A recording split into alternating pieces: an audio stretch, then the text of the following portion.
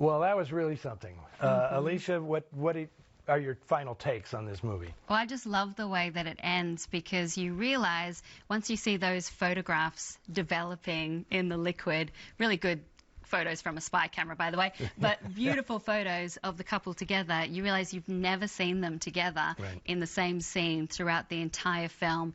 And I think it's perfect that they end up just being almost trapped in a memory.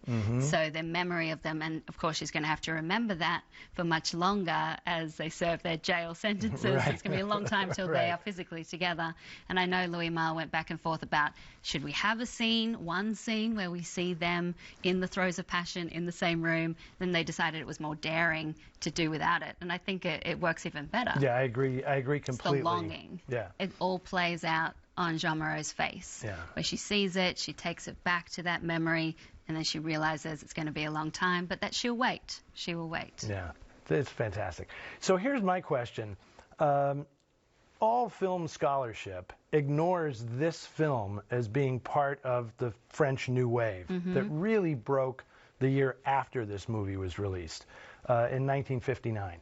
So I'm just really curious why you might think that is. Yeah, it is curious because stylistically it does have so many signatures that went on to be very iconic in the French New Wave, particularly that scene of Jeanne Moreau walking through the darkness where the cinematographer Henri Decay, who of course worked with so many filmmakers throughout the French New Wave, he apparently had the camera in a stroller and going along and just using the ambient light from the street lights and the street shops, and shooting on the street is something you see a lot in the French New Wave.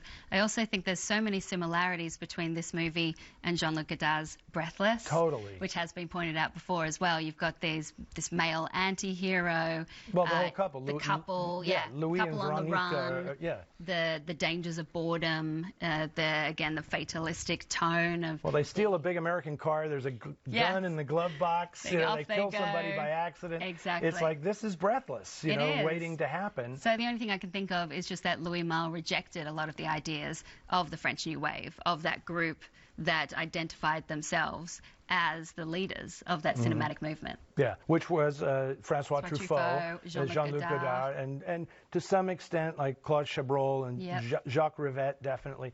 But I find it interesting that this is like the way we receive film history is through people that write film history and who write film history in English, in my case. So clearly, Elevator to the Gallows, Ascenseur pour l'échafaud in French, was not released in the States until 1961, after the 400 Blows and Breathless and these other movies that became written up by American critics as the start of something new. Yeah, it's also interesting that Agnes Varda gets left out of the French New Wave conversation as well when it comes to starting the French New Wave with La Pointe Courte, which came out before those films and before this film even.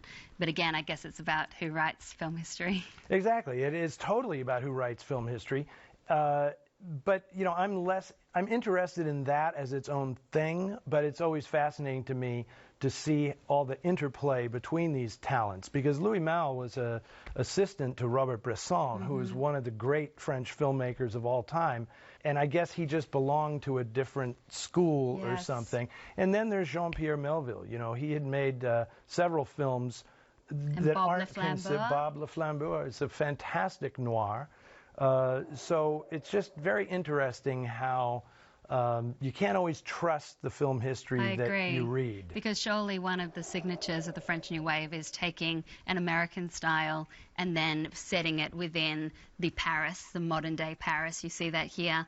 And, Louis Malle has talked about wanting to make a Hitchcock-style thriller. Right. And then he just decided between Hitchcock or Bresson. And Bresson was very minimalist, so I guess he went more with Hitchcock. Yeah, exactly. Alicia, this was really fun. I think we should show some more of these films. I agree. You know what? How about you come on TCM Imports later this weekend and we can watch more international film noir? Yeah, okay. I come to the apartment? Yeah, come over to mine and Dave's, Jacqueline's apartment, and let's have a chat.